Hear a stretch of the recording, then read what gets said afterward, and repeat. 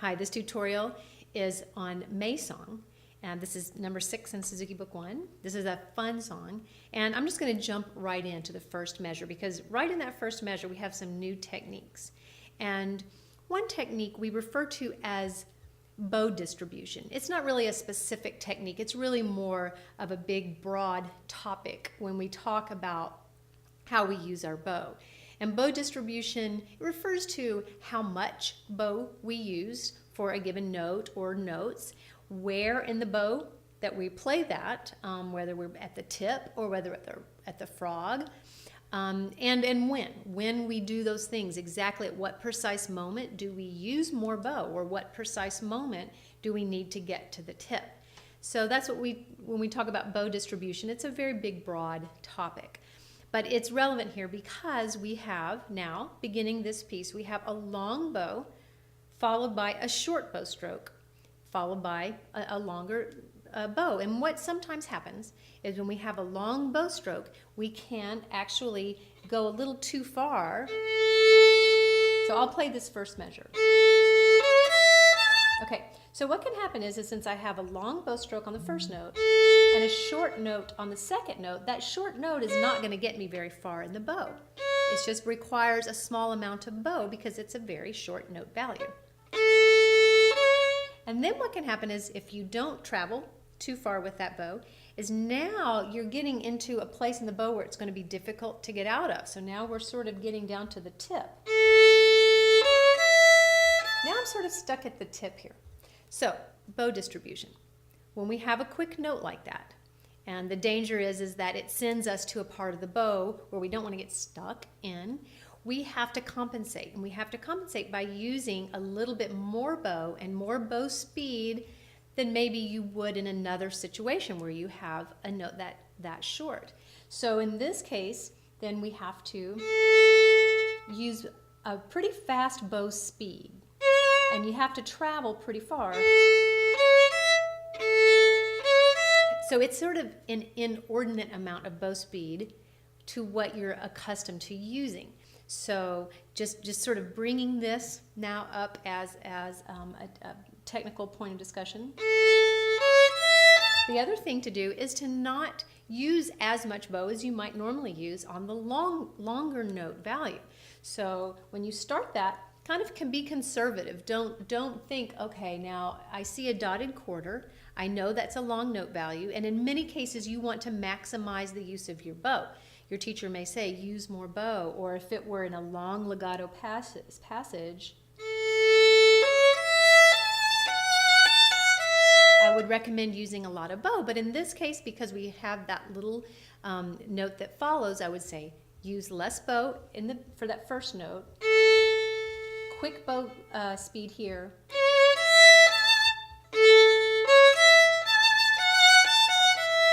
Okay, and then the next measure, the exact same thing happens. The same rhythm, the same bow distribution issues occur. Save your bow, and quicker. Okay, now let's go to that third measure that I just played, and again, you'll see that E, you'll see a 0 printed above the note, and you'll see a little 4 printed below the note. Those are your optional fingerings. Pros and cons. It's easier to not use fourth finger than it is to use fourth finger. An open E is easier to play with the left hand. You don't have to do anything with the left hand. But we have a very quick string crossing. If you opt for the open E, you're grabbing that E string very quickly and you have to get back to the A string. So right hand coordination issues come into play. If you go for the fourth finger, that's a very quick 4. That 4 has to be strong. It has to be able to strike. It has to be able to strike the note right in tune. I encourage you to use the fourth finger. Okay, you need to incorporate it into your playing anyway.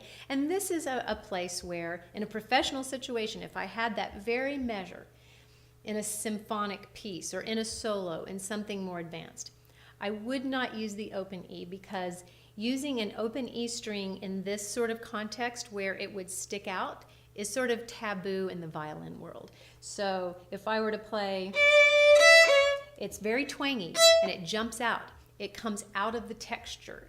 And so that would be frowned upon by my colleagues. So I would use the fourth finger for sure. That way it's a little more integrated. The sound is more seamless. The color of sound is more uniform, that is. So that is an issue there. And then the second part of this piece is very nice. You can just sail on through this. And you can do an E string here if you want. Do fourth finger here though, for the same reasons as I mentioned earlier. And now back, okay, to the beginning. Now, in that beginning, like this measure, and you might be already asking me this question, is, okay, why am I using open string there?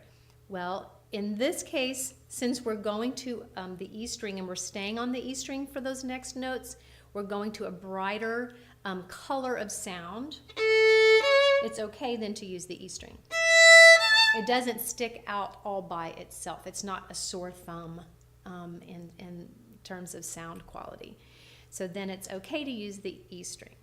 So work with this, that dotted rhythm. If you have issues with the rhythmic component, feeling that dotted quarter note, it's tricky for some because you have to really imagine that second beat. You have to feel that second beat internally because you're not showing that second beat by changing your bow. 2, 1, 2. So you have to really think that beat. You can practice that. You can practice by articulating that second beat in some way.